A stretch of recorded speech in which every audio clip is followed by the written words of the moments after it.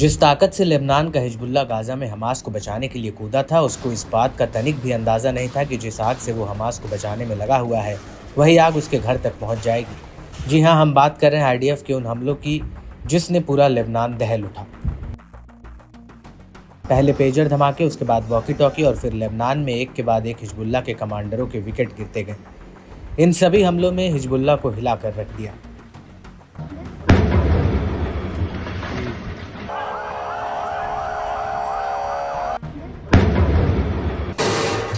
इससे पहले कि हिजबुल्लाह इन हमलों से संभल पाता, उससे पहले ही इजरायली सेना ने हिजबुल्लाह के ऊपर एक और हमला कर दिया।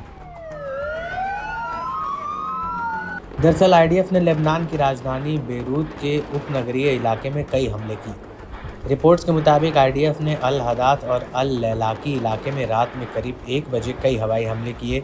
आईडीएफ ने अल लैलाकी, अल कफात, शोएफात, बुर्ज अल बरजने और अल हदात को विशेष टारगेट किया।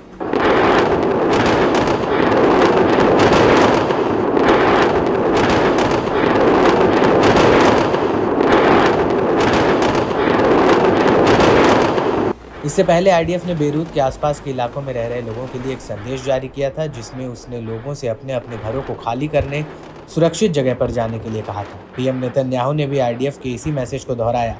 आईडीएफ ने अपने बयान में कहा था कि हिजबुल्लाह ने आम लोगों के घरों में रॉकेट और मिसाइल को छुपाया हुआ है, जिसे खत्म करना इजरायल के लिए ज़रूरी है। हालांकि हिजबुल्लाह ने आईडीएफ के इन आरोपों को झूठा बताया था।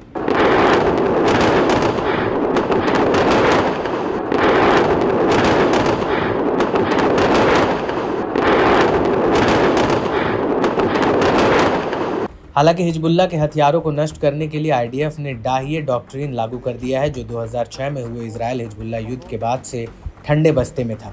आपको बता दें कि डाहिए डॉक्ट्रिन आईडीएफ का एक ऐसा नियम है जिससे वो बड़े पैमाने पर नागरिक ठिकानों को तबाह कर सकती है, जिससे हिजबुल्लाह पर दबाव बनाया जा सके। हालांकि आईडीएफ के इन आरोपों को लेकर लेबनानी न्यूज़ एजेंसी अल मयादीन ने दावा किया कि जिन इलाकों पर आईडीएफ ने हमला किया था, उन इलाकों में किसी तरह की हिजबुल्लाह या कोई सैन्य गतिविधि नहीं देखी गई।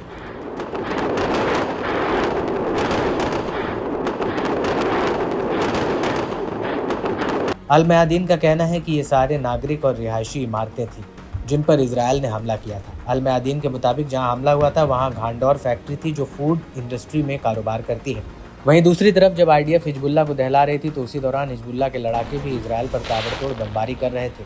हिजबुल्लाह ने किरियत अटा सेटलमेंट पर फादी एक रॉकेट का पूरा एक जत्था फायर किया। इसके बाद तबराया शहर में भी हिजबुल्लाह ने रॉकेटों के 2 अलग जत्थे फायर किए और इसके बाद शाम होते होते हिजबुल्लाह ने इलानिया सेटलमेंट पर भी फादी एक रॉकेट बरसाए।